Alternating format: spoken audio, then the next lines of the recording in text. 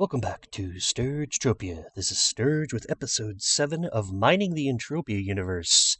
And today I'm heading over to FOMA. I'm thinking that the acronym there stands for Floating Orbital Mining Area. I certainly hope it does. There are probably a lot of other words that could be applied to that. That's what we're going with today. But we're going to head to FOMA. This is like the uber elite mining place in the Entropia universe, just outside of Calypso. I'm standing here at the Athena spaceport on Calypso because this is the fastest way to get into space without wasting a ton of fuel. In your Quadwing or Sleipnir, whatever your space travel vehicle is, this is the place to come because, as you will see, it's real quick and easy. You just jump in, go up, and by the time you're at the top of these, I guess they're floating statues. Here they kind of look like angels up in the air. Once you're at the top of those, you're literally going into space. See how quickly that was? That's so nice. And it's a spaceport, after all. I've read the forums over and over that this should be the place you land when coming into Calypso. I fully agree with that. The Athena spaceport should be utilized as such. It's funny, I've talked to a lot of players who've never left the planet of Calypso, and yeah, they don't know what FOMA is. They don't realize that it's just outside here of Calypso. There's Crystal Palace off in the distance there, and FOMA's just directly in front of me. I sort of try to orient myself. The nice thing about the new version updates, not the 17.5, but a few updates ago, is that the area outside of between FOMA and Calypso is not really lootable PvP. It still says lootable PvP, but it is not. It is PvP, but not lootable. So you're not likely to get shot down here as you once were flying from the planet of Calypso to FOMA and then the reverse. So this is a safer option now for getting your goods, whatever it is that you mine up here on FOMA, to getting it to back to Calypso without the threat of losing it in lootable PvP. A word of caution to those who do not have a mining level of 30 or above. This is an uber place to go and mine. Not only must your avatar's skill level be at least 30, you as the player behind the avatar should have incredible knowledge and experience mining in the Entropia universe. And I don't just mean on planet Calypso, I mean having been to other indoor mining spaces like the Monria, the Arcadia Underground, the Arcadia Moon, as well as Hell. That, once you have a lot of personal knowledge, not avatar skill, personal knowledge of how to mine in indoor spaces and what to expect, then coming to FOMA would be a great idea. Here's the FOMA map. When you first come to FOMA, you won't have all of the domes highlighted and all the teleporters. That's just something I've done over time. I think it's really beautiful to mine here. It's pretty neat. I'm just going to head into the control room area, and I'm going to pick up 100 Pedin probes and do some mining. Before I go too crazy, let's get some information from the Entropia Wiki, as always. And we see that there really isn't very much information. So, right here on the right there seems to be a forum linked to the Planet Calypso forums. And here we see on the Planet Calypso forums there's a whole FOMA Fortuna area where posts can be made. I'm going to actually update that. There's an interesting post here by Master Mesh from last year that's pretty darn good. It's got some good notes in there. Definitely go and read that. But I'm going to make a new post here detailing all of the resources and mobs in each and every dome. As a few moments ago, you can see 1 minute ago, I added the post-FOMA resource mobs and ownership by dome as of VU 17.5. I did that because, it's always nice to have new things, new posts and new information that's updated. Please read through this post if you're interested in finding what resources and mobs are available on FOMA. Hopefully, that will be valuable to you. And then the video that I'm currently making will actually be the next reply down. So, you're already there, so you don't have to worry about it. You can take a look at that later. Okay, let's start here at Control Room 1 and go over to Biodome 15 to the south. And I'm going to actually try specifically to get plutonium. And that requires using a TerraMaster 4 with a couple of depth enhancers on it, because it gets me down to 851.7 meters. So that's a beginning, a good. I'm going to get down a little bit lower, and I know that I can hit Plutonium with this TerraMaster at roughly that depth, probably around 900 meters or so. Anywhere from 850 to 950 or 1,000. There are a few mobs down here. There's some Allophil Youngs. Not too worried about that. Drop a few probes and see what we can come up with, and have a little discussion about the iron mining missions that you can do here on FOMA as well. These are the Calypso iron mining missions that you also would be able to accomplish on Monria, as I talked about on Monria before. So the iron mining missions from the Mining Guild representative in Port Atlantis, those mining missions are available to be completed here. Nice thing about the claim sizes here in indoor mining is they're always larger than your standard planet-side claim sizes. So as we see here, we got a nice ironstone ample, which is 12 points towards the iron mission. But you know what I was thinking about the second I pulled this up was that actually this should also apply to the daily mining mission on Calypso. So let's take a look at that. Now I'm actually going to finish digging this up before I get to that point. Looking at that mission, here we go in the mission tree, the mission log.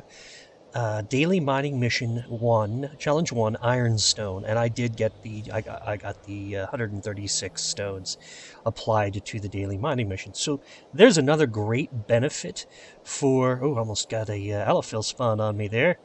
Yeah, there's another great benefit of mining on FOMA. Your iron missions for Calypso, as well as the daily mining missions apply up here. Sadly, I don't get any more iron stone finds while I'm mining in this particular area, but that's okay. I'm going to move on to a different area. My favorite dome on FOMA is dome number 12. I usually have the best luck in that particular dome, so I'm going to go play around over there real quick. But I think it's really nice to see how the daily mining challenge and the iron mining challenges from Calypso cross over, and you get credit for them here on FOMA. Some of the other fun things about mining on FOMA is that from time to time, you will get visitors. And these visitors are the small mobs that populate some of the domes. Honestly, you get credit for those as well, for your Codex missions. I got a little snark shot chasing me down here. That's what I call people in my Discord, is the snark shots. It's a term of endearment. But yeah, this is, you do get credit for your your Codex missions for killing of the mobs here in the domes on FOMA as well, which is really super nice. You also can find fruits, rocks, and dung. I didn't find it in this particular video, but that's okay. And other things that can happen. In the discussion that you will often see around FOMA are whether or not to use an amplifier. I think that's where your level of avatar skill comes in more than anything. It's possible to hit it very big here. It's also possible to lose your ass and literally lose hundreds of ped. I have seen on the Planet Calypso forum many, many times in the mining section people talking about buying the most expensive gear they possibly can. They've just joined Entropia Universe and they're coming in and playing on and mining on FOMA, and they're losing thousands of ped, and they don't understand why. It's because there's no avatar skill, and they don't have any savvy. They don't understand which mining finders to use and what their skill level will allow them to use efficiently. It is possible to use like an F101 here and get a lot of Listerium, but you have to know that, and your avatar doesn't know that. You personally know that. And so I caution people who have not yet mined on FOMA, don't come here until you're level 30 or better, and you've watched an incredible amount of mining videos, you've read the forums thoroughly, you've watched Twitch streams of guys like Strash and Bunker 3 and his buddy Billy, who I like to call Billy 3. That's when you will be savvy enough to come here and mine, and maybe you'll just get lucky. And maybe you'll remember the day it happened to me. Well, any luck, something good will happen to us. And hopefully we can get some resources to make this video worthwhile and worth watching, right? Because so many people are saying, hey, Sturge, you just don't have it. You don't have what it takes to be mining in a place like this. And you would be correct. Except for that. That was a fun little clip from episode 10 of Profitable Mining in the Entropia Universe, a series I did mostly through the beginning of the main part of the lockdown. And I thought it was fun, but it's not realistic to hit things like that. It was an unamped 787 ped ganganite. And what I want to show is something a little bit more realistic. And that realism is that on FOMA, as on any other planet, there is a cycle.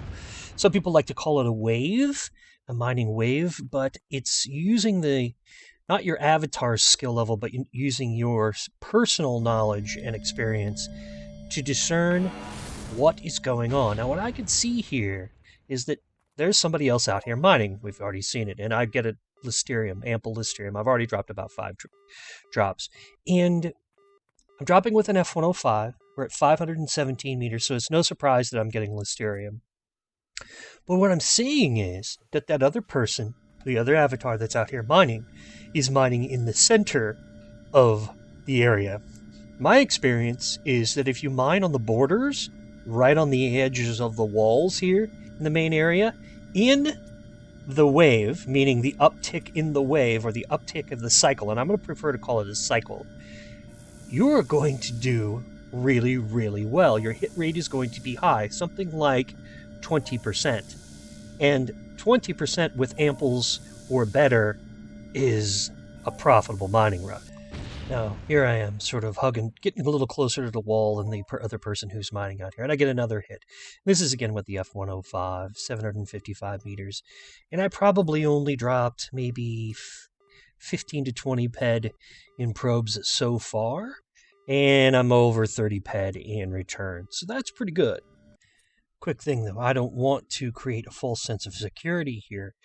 The individual who's already out here mining is digging up all of the premium resources, the wave resources like iron, okay, which iron's always available. I'm getting the listerium, I'm getting the leftovers, but I want to test that. So I equip an F101 just to ensure that is in fact the case, and then I'm going to mine against the wall, right, so I'm not overlapping with this other individual's mining claims. And really all I'm trying to do here is prove my hypothesis that I should be able to hit listerium with an F101, and there it is. It's a smaller claim, no surprise.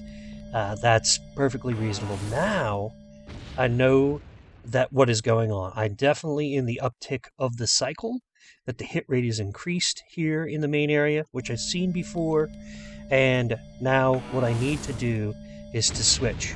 So far I've dropped 25 pedant probes, and I'm way more in value in listerium return than that. So whatever this individual is doing out here is mining what appears to be sort of shallow depth. So hitting iron and then double dropping and hitting all kinds of like oil and allocenes and that type of resource. So my thinking then is to go much deeper and see if I can hit something like plutonium. And if that works, then in the middle of the cycle, then I've dialed in FOMA, knowing what my avatar does not, what I personally know. So let's test that out. So here I go. I'm going to switch to the TerraMaster 4 with 2 depth enhancers, which gets me down to 851 meters. And I'm mining right in the corner. But what I'm looking for is plutonium, which is much deeper. 850 meters would be a beginning depth for plutonium. So that's really my goal here, is to find something deeper. And plutonium should be the deepest resource in this area. So let's see what happens. And this is me with my knowledge of how to mine in this area in the uptick of a cycle to see. There it is. There's an ample plutonium. I couldn't have predicted it better. That is the kind of skill it takes to be able to mine in FOMA. You need to be able to read the resources from the list. It doesn't matter where you get it. If you get it from Little Big Mining Log or some other resource, these resources are available at specific depths. And all of the things that I've discussed in the Profitable Mining series, as well as this series, that depth becomes important when you're in a place where, let's say, F101 and F105 only gets you Listerium, and that there is another person there mining, and you can see by looking at their claims what they are getting, and you can say, I get it. You just like snap your fingers and you get it. Then you go deeper and you hit something with 130% markup, roughly, and now you're cooking with gas, right? Would this be the time to use an amplifier? I suppose so. I probably should have put it on before I dropped. I don't have any amps on me, but that would have been the time. So this turns out to be a very profitable mining run for me here on FOMA because I have taken the time to learn how to mine in every other indoor space as well as here, and that I know enough to be able to succeed. And I don't want this to be a video about, that I'm badass. It's taking the time to learn how indoor mining works. And you shouldn't go just dumping pad into this. Play it with savvy. Play it with caution. Learn how to hit these resources without an amp and understand the cycles, the waves as they may be called by others. Understand those things before you ever do it with an amplifier. And only then will you truly be solid. FOMA is the place for the most experienced miners, and I'm not it. That's the thing is, I'm still learning. I'm still watching guys like Bunker3 and Strash and Dorky and reading the forums with King of Aces and Lilu and Casper. That is what makes it possible for me to do okay here on FOMA. And that's just a hint of what it's like to mine on FOMA. It takes savvy, it takes skill, it takes incredible amount of your own personal time to learn how to mine in the Entropia universe. And I think it culminates in mining on FOMA. And it's enjoyable when you win, and it's debilitating when you lose hundreds or if not thousands of bed. But FOMA is sort of that relic of the bygone era of opulence that the Entropia universe is, or was. But it's not dead. It is still looking for players with savvy. This is Sturge, signing off from FOMA. Thank you all for watching. Ciao for now.